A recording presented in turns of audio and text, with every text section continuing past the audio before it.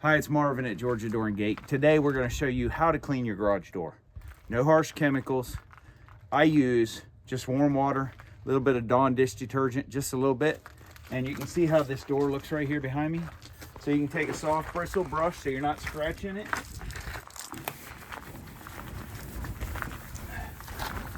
And you can see how this just comes right off.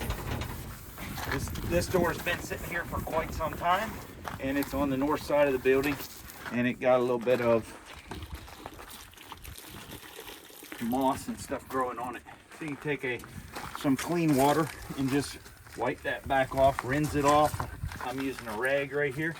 You just wipe that back off again, all the mud and dirt and everything, and voila. Hope that helps you. If you want us to come clean it, just let us know. We can come wash it for you. 478-589-6677.